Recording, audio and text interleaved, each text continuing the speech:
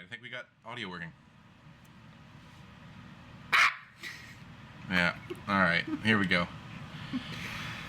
Well, how are we going to do this? You can say words, Logan. It's okay to not just stare at me. But I like staring at you. I know you do, but we can talk a little bit while we stare at each other. No, I just like staring. Proves my intimacy. Jesus Christ. All right. So, how many weeks away are we from football? 8, 7, 8. We're in July. I know I saw yesterday. Yesterday was 50 days. So I guess that means today it's... to 7 weeks. 49 days. Yeah. Oh, yeah, because... Wait, it doesn't start on a Thursday, does it? Yeah, it'll start on Thursday Night Football. Okay. It'll be... So we are 7 weeks to the day away from NFL kickoff. Chiefs Ravens, right? I think so. We should probably have known this before we started recording. Known this. We're retarded. We don't know football at all. Why are we doing this then? Oh. Eagles Cowboys. Eagles Cowboys. What a coincidence. What a coincidence, because that's who we're going to talk about, and the rest of the NFC East. So we figure on this episode we're going to be talking about the NFC East entirely, and so that makes it interesting because two of the teams that we're going to be talking about are going to be the ones kicking off the football season. We have the Cowboys and Eagles. The Cowgirls and the Eagles. Jeez. But then we'll also be talking about the Commanders, what they're going to do, and the Giants as well. And kind of getting a roll from there and try to get an idea as to what we think, especially because we know that we're both right and everyone else is wrong, correct? Exactly. Whatever you think, you're wrong. Because we know what's going on. Now, we're going to disagree with each other, I'm sure, which is going to make this come back as to something that doesn't make any sense at all to say. Exactly. But that's kind of, I believe, going to be the vibe of this whole thing that we have. With that being said, it's crazy thinking like how fast the offseason does feel like it took forever, but at the same time, it flies by. It's wild. You get to the draft, you get to the offseason, you get to the signings, you get to the trades. It's like, now let's just play some football. Exactly. And the weird thing here, it feels like it shouldn't be football season yet, but we are in this month. We're recording this July 17th. We're gonna have preseason football. We have a preseason game this month. It's crazy how fast the offseason kind of came around. I think I am ready for this football season. For sure. Even though we have to open it with Philly and Dallas. But we know who's going to win week 1. It's going to be the reigning Super Bowl champs, the Philadelphia Eagles. I have to agree with you. I don't think that Dallas is going to have that great of a season overall. We're going to kind of go over into recaps as far as what we think the teams are going to do at some point here in the rest of the show. But, yeah, I don't understand how Dallas plans to compete. Jerry Jones always wants to bring a good team forwards, but the last couple years, it has not been quite that way, has it? No. Injuries to Dak Prescott have kind of derailed the Dallas Cowboys, especially last season. Dak was on a okay year and then got hurt, and they kind of had to roll with backups the entire way, and injuries kind of derailed them. And their offseason wasn't too great either. They lost Zach Martin.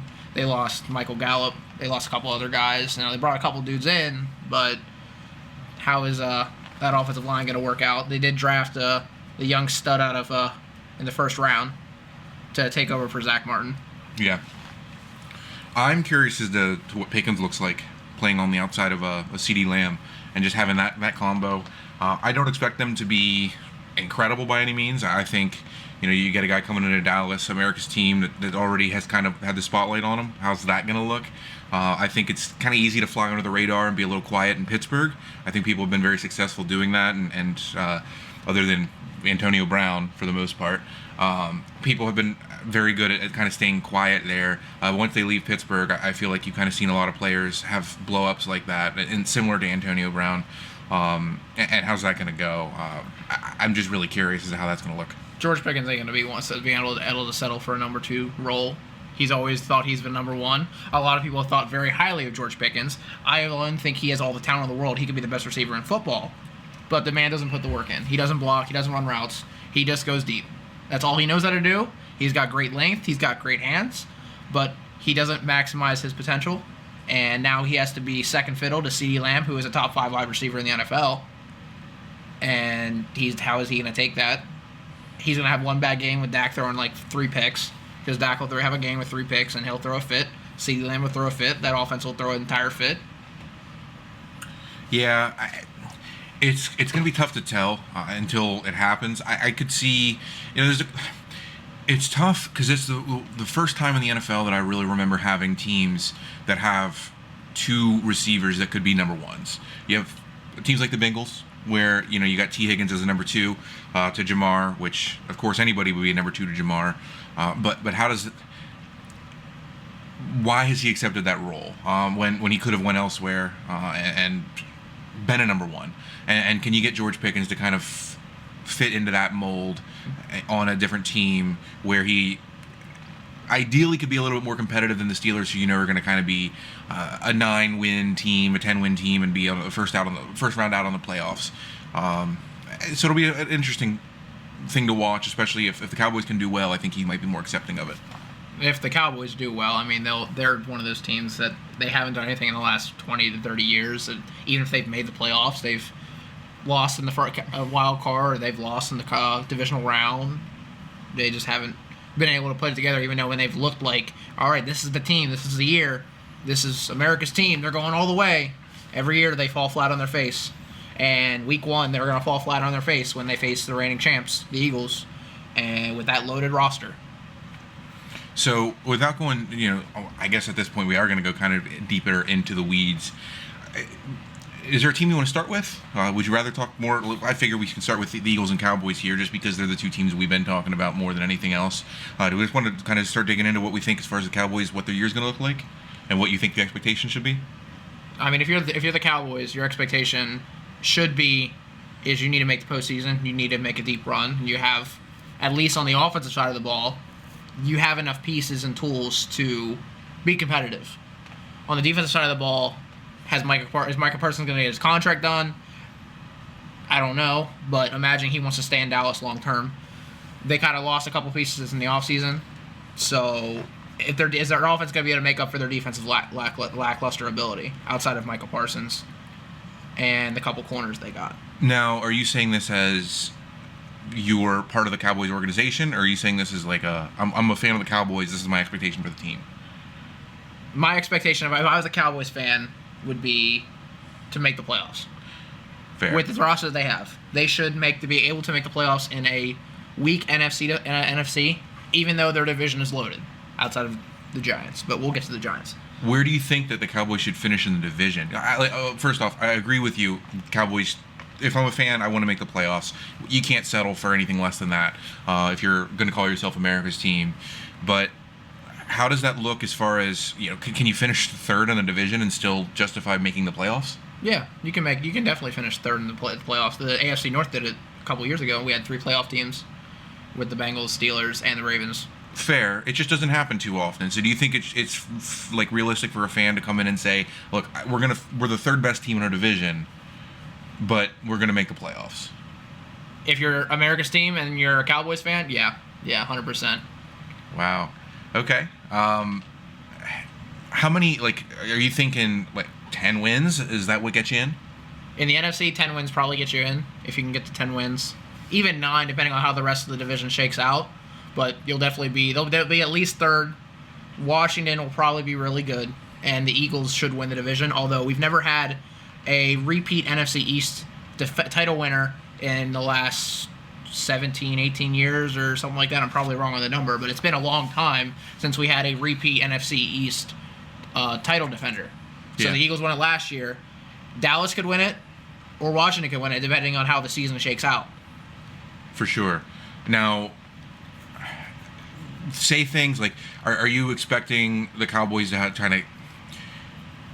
how do you think their season will play out? Do you think it's going to be more of like a high scoring, let's put some points on the board and let the defense keep us in games, I guess, more than anything?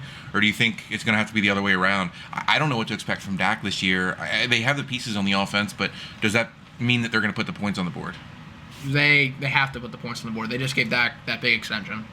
They just gave him another 2 years for like $60 million or something, or two years for $70 million, something like that. They gave him a big extension. They have to put points on the board. When Dak is healthy and he's not hurried and harassed, he's good. I mean, we're talking 2 or 3 years ago. No, 2 years ago, he was in the MVP talks before when Lamar won it. Well, this is 2 years ago. We're not far removed from that. He's still the same Dak Prescott. So you give him a legit number one, obviously in CeeDee Lamb. You give him a legit number two. They have some form of a running game. They have a tight end. Their O-line is still decent. It's not what it was in the past couple years, but he doesn't have a bad O-line. So I think as long as they keep Dak upright, he's going to probably sling it for 250 to 350 yards a game and put together a good season. And it's just a matter if he can keep the turnovers down. That's fair. That's fair. I think the Cowboys are going to be a fun team to watch just because you have no idea what you're going to see one week to another. I think they're going to be a team that's probably going to have a lot of inconsistency, but that's going to make it entertaining to watch them, even if you don't know exactly what you're going to see. You have they have players that can put up highlight plays. You're going to see Micah Parsons do some crazy stuff as he's always done. You're going to see George Pickens and CeeDee Lamb probably both make some nice plays, but you're going to see some boneheaded stuff at the same time. At least that's my expectation for what they're going to do. I definitely agree with you. I think that the Cowboys have to make the playoffs. If I'm a fan, I don't come in expecting any less than that. If I'm a part of the team, I don't expect any less than that. I expect to be able to win. And then as far as finishing in the division, I mean, I think if you can finish third and make a playoffs, you'd be happy. I think if I'm a fan, if I'm looking at this division saying I want to be third best out of four, the only team I'm better than is probably the Giants. That's a disappointment. If I don't finish, I want to run for a win in the division. Ideally, first, second would be okay. Third, I don't think should be good enough if I'm the Cowboys. Yeah, if they want to get first or second, it's going to be an uphill battle because the Eagles are bringing back pretty much just about everybody outside of a handful of players, and the Commanders brought in a lot. They made a couple trades, they made a couple signings. They look like prime contenders, and Jaden Daniels is no joke. So let's start kind of. I feel like we kind of got a little bit out of the Cowboys. Let's go into one of these other teams here. You want to do Cowboys, or I'm sorry, do you want to do the Eagles, or do you want to do Commanders? We can go to the Commanders. If we're not going to have a repeat defender, Washington would be my dark horse pick to take the NFC East this year. You could have Washington go like 13-4, or Eagles go 12-5, and it's just a matter of how the record shakes out. But Washington, they made the big splash trade to get Deebo Samuel to add to that wide receiver room of him and Terry McLaurin. You give Jaden Daniels two legit weapons. It's like he's on his rookie contract there, going all in for trying to bring a championship to the Washington football team. For sure. Yeah, they definitely. It's wild seeing Washington actually do well. I enjoyed watching them last year. I kind of was hoping they'd make a little bit more of a run into the Super Bowl and see what they could do there. Obviously, came up a little bit short, but it was so fun watching Jaden Daniels in his rookie season, and I'm really looking forward to year two. I think that they have all the weapons that they need to kind of make a really good run and go even deeper than what they did last year, which is incredible to say, especially because they did make it to the championship game. So I think if I'm a fan of the Commanders, I expect my team to at least put up a big fight to win the division. I do think it's hard to look at the Eagles and say we're going to take them down and we're going to be better than them. But I think my main thing would be trying to fight to win the division and ideally winning both the games against the Eagles. It's just going to be hard to do, but that does put you in a good spot to do so in winning the division. And I think that should be the goal if I'm a Commanders fan. That's what I want to see my team do. If we can beat Philly twice, we have a great shot at being able to take the crown in the division. I mean, the Commanders they're loaded. They are going to give Philly a fight. They gave him a fight the last year, and they just added two more. They added two big studs in Deebo Samuel, and they added Javon Kinlaw from the 49ers to add to that D-line. And that team is just, it's great. They have good chemistry. They know what's going on. Jaden Daniels doesn't look like he's going to slow down. I don't think he's going to have a sophomore slump. He could be in the dark horse for the MVP this year, being honest, just because he looks so good as a rookie. I mean, that doesn't come out of nowhere. He's just a natural-born leader, and he knows how to will his team on and doesn't make mistakes. I'll be honest, I'm a little bit more skeptical about the sophomore slump this year going into the 2025 season. Just making sure that he's going to keep playing the way that he did last year. I know it's really fun to get into a guy who had a great season, and it's easy to kind of look at that and say he's going to do the same thing again. I get a little bit more skeptical just because it's the minority of quarterbacks that have great rookie seasons that end up having a better second year. I think sometimes it can be a little bit more difficult. Now, with that being said, if there's a guy to do it, I think the athletic ability is really going to help him. I definitely think he looks more like a Lamar under center than anybody else in the NFL does right now. And as a Ravens fan, that's high praise. I think that that's going to help him going into year two to be able to keep moving and do things that are a little bit different from what someone like C.J. Stroud did during his rookie season, going into his sophomore year where you saw him struggle. I don't think he has the ability to move inside of the pocket or get out of the pocket that Jaden Daniels does, and it's going to help his offense a lot more than a lot of these other quarterbacks have been able to help theirs, and keep him in the stat book, doing well, and being consistent and winning games. So I'm looking forward to that for Washington. All right. I mean, Washington also had a Laramie Tunsil, so they gave him a left tackle. They gave him one of the best left tackles in the game. I know he didn't have a good year last year in Houston, but this is still Laramie Tunsil.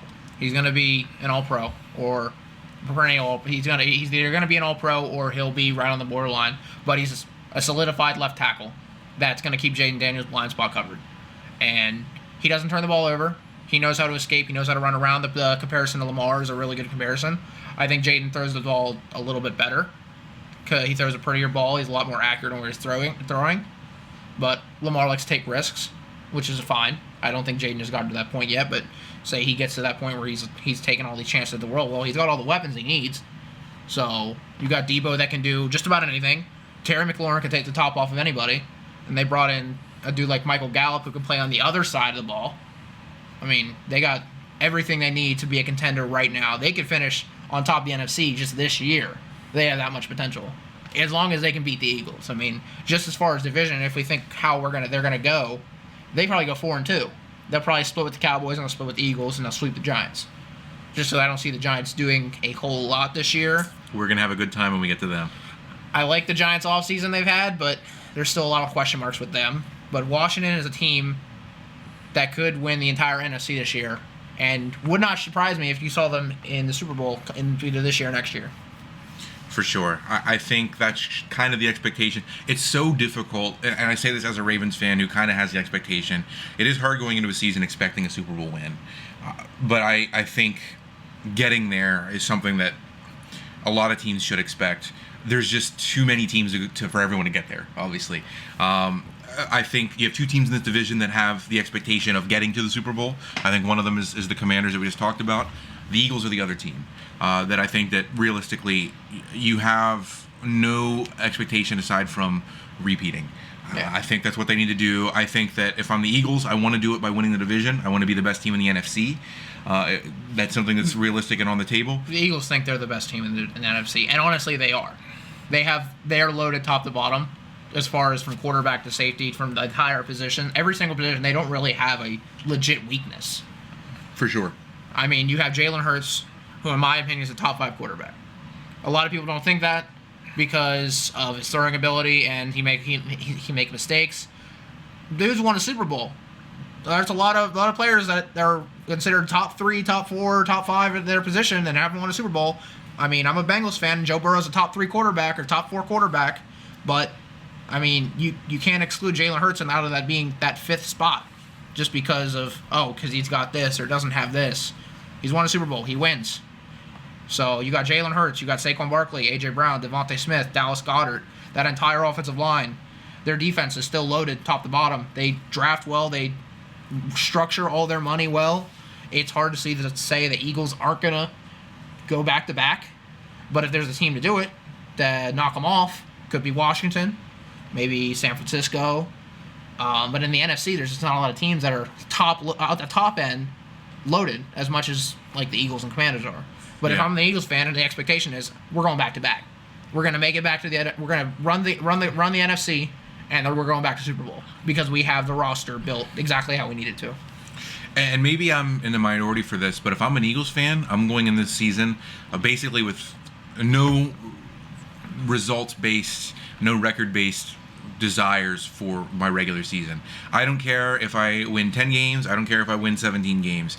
Make the playoffs, make a push from there. Get all your guys healthy, make a push, go to the Super Bowl. If we can do that by winning the first seed and getting a first round bye, sure. If we have to fight the whole way through, that's fine too. Get there healthy, get to the playoffs, have all the pieces available, and be ready to go. That's fair. That's very fair. I think, and Eagles fans, feel free to correct me if I'm wrong, and if I'm saying something that's insane. But I mean, if I'm an Eagles fan and I win 11 games this season, make the playoffs, and have a realistic run with everyone healthy and ready to go for the Super Bowl, I'm satisfied. All I want to do is be prepared by the time February comes around. By January football, win games, be there and be ready, and still be on the field in February. That's what I want to do if I'm an Eagles fan. Yeah, I mean, you gotta be able to win games. You got to be able to win games late when it gets cold and late in the season, and put your team in a position to be successful down the road. Win the divisions first. If you can't do that, at least be in the playoffs. So I mean, if they lose the division, I mean they'll be probably at worst the 5 seed. So they'll play whoever the worst division is. That would be a good starter. And then they'll move on and keep going. For sure. So we know the Eagles they have everything together to be able to have a great season this year. Going from what should be first to what should be worst, the New York Football Giants. New York Football Giants, them G-men. They are easily the worst team in this division, and it's not even close. Yeah, no, they are. They're the worst team in the division. Although I do like the moves they made this offseason, but Brian Daboll's on the hot seat. If you don't put it together this year, if you don't make some form of a advancement in your record compared to last season, you're gone. You're out. Like, Brian Daboll's on the hot seat. This is his year. He needs to get his team to at least 6, 7, 8 wins to really push his tenure as a coach. And they made a lot of moves, and honestly, their defense, on paper, if they can gel it together, that's a top 5 defense with everybody on that roster. They went crazy. I mean, they got one of the best defensive player in the draft this year in Abdul Carter. Yep. So that defense is loaded. I mean, it's a matter of the offense can stay on the field and keep their defense from being tired, which is the biggest question mark on that New York Football Giants team. They have some pieces. Are they going to be able to put it together though? The problem with the Giants, more than anything else, and this is something you're going to hear me say all season, is do they have some guys in skill position? Sure. I like Tyrone Tracy. I like Malik Neighbors. I hate the entire offensive line. I think that entire offensive line is probably bottom 3 in football, easy. I don't know who has a worse offensive line on paper. I don't know who has a worse offensive line in practice. I don't know if you saw that clip that was rolling around of the entire offensive line getting steamrolled and giving up a sack and what it was. That was the training Giants. camp. That was Russ. Yeah, that was Russ. It's terrible how bad this offensive line has been for years now. They haven't really gotten better. They've tried things like Dable, I believe last year, tried doing the tush push and got 2 players injured on the same play. Yeah, he did. They just don't have the dudes to do it. They have one lineman. They have one good lineman, and that's Andrew Thomas. And he's a really good left tackle, but he's been hurt in and out of the lineup. And he's the only guy they got. They didn't address offensive line much in the offseason. They addressed quarterback, and they addressed defense. And I just don't know. I'm curious as to how the offense changes. I know I don't know that Daniel Jones is what the problem was. I think replacing your quarterback means nothing if you have no offensive line in front of him. And I don't think that Russell, at 30 whatever years old, is the guy that you put in front of an offensive line that doesn't exist and expect to win football games. Mr. Moonball himself. He will be benched to Jameis Winston by week 6. You think? I mean, either him or Jackson Dart, but right now I think Jameis is listed number 2 on the depth chart. Jackson Dart's kind of going to be a project in the making. Russ is probably going to get benched at some point because he just don't got it. Like, I mean, some people can say he was more efficient than Justin Fields in Pittsburgh.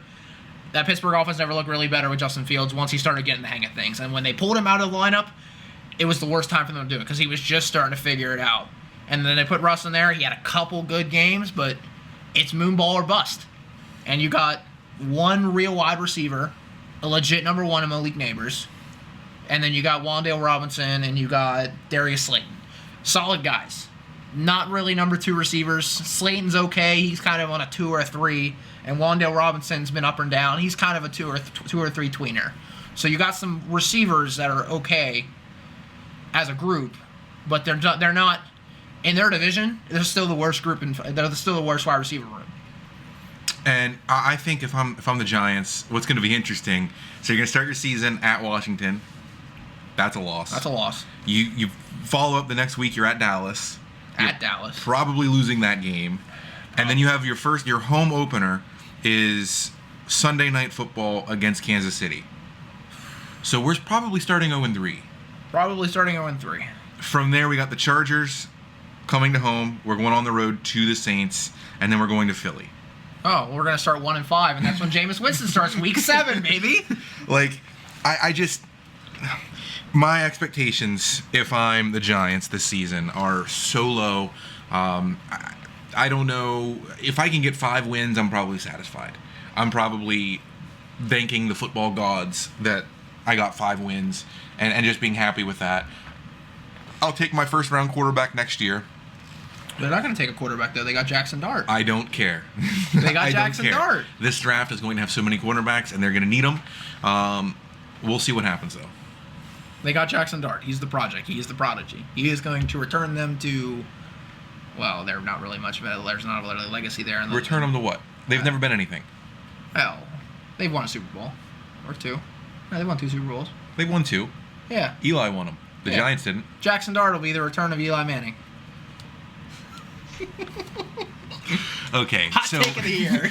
We just went back and listened to that, and Logan's only reaction was to laugh at himself, saying that some dumb bullshit is going to happen. Jackson Dart, baby. Jackson Dart. He's gonna bring the G-Men back to the promised land. The hell he is. Jackson Dart. He might not start it this year, but when the G-Men implode and Jackson Dart comes in to save them at the end of the year and wins them a couple games, they'll be moving on to the next season the right way. But they have to fire Brian Daboll first because Daboll is not doing anything good for them. What I want to see Russell Wilson play right guard. I want to see Russell Wilson retire. It would be an upgrade. I don't know who's playing right guard right now, but it's because he's some no-name dumb fuck. And I think just put Russell Wilson there. Put all fucking 5'8" of him and just see what happens. Yeah, he'll die in one play. And then you don't have to pay his contract. Who do they play week 1? Oh, we just looked at this 30 seconds ago. Washington. They play Washington week 1. So they're going to get wrecked. They're done. I guess. It'll be a fun year. I think I would be very happy if the Giants won 0 games. They're not winning 0 games. You're outlandish there. Right. Yeah, their offensive line's going to keep them in games. No, their defense is going to keep them in games. Okay, so they're going to hold teams to 10 and still lose. Yeah. Well, you know what? They're going to kick field goals all day. Because they're going to get a couple plays, they're going to get a couple moon balls, and then James is going to come in, they're going to eat some dubs, and they're going to win a couple games. They're going to improve off last season.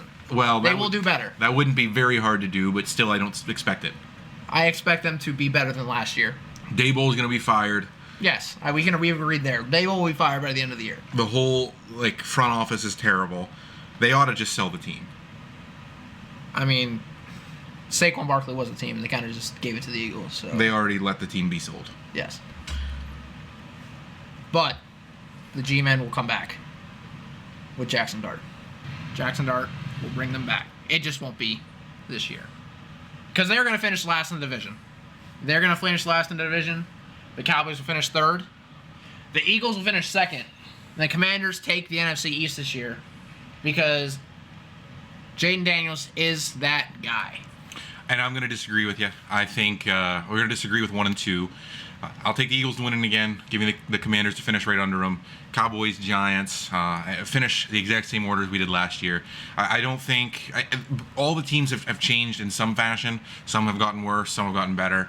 But not significantly enough to really change the order. I know that typically this division is the one where you see a different winner every season. I don't think it's going to be this year. I expect the Eagles to win, and I expect it to be... probably by a game or 2. I don't know that the final week of the season is going to matter, but we'll see. It'll be fun. I think they're both going to win games. They're going to win a lot of games. But the Commanders have been the hottest team, or one of the hottest out of the entire NFC East. I think they've been the hottest team as far as adding in key players and making sure that they're going to be a contender this year. So they're going to take it. I mean, they have, I think, a very favorable schedule. I mean, they're opening with a win already with the Giants. So they're going to start off hot. They got to play the Packers after that. I think they beat the Packers. I don't trust the Packers that much this year. They got the Raiders, they got the Falcons, they got the Chargers. I mean, they could spin off 5 in a row.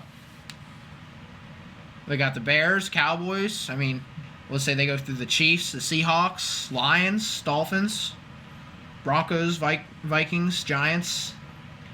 They play the Eagles 2 of the last 3 games of the year. So they're going to have to riddle off a lot of wins, but they have a lot of teams that I think they're capable of beating. I think the only teams that I listed off that might beat them are probably the Chiefs and the Lions. So that puts you at what, 13-2 heading into your first game against the Eagles, or 12-2? 12-2. So you're 12-2 and you're facing the Eagles in week 15. Yeah, it's just going to come down to those last 2 games. I think the Eagles could win that week 15 game, even on the road. I think they could do that. And then week 17, does it matter? It definitely matters, depending on if we think the Eagles are both going to win a lot of games. It definitely matters. They could be fighting for the number 1. That could be the NFC number 1 seed right there. That last game. Will it be? Maybe. Well, it might be. Maybe. It's just going to be kind of interesting to see how that division plays out. But he's got the Eagles. I got the the Commanders. Jaden Daniels is that guy. No discredit to Jalen Hurts or anybody on that Eagles team. I just think Washington has a little bit more to prove this year. It'll be fun. I can't wait for football. Football is going to be great. We'll be doing this again with another division come next week. This is the Down Low. That's Dylan. I'm Logan. We're out.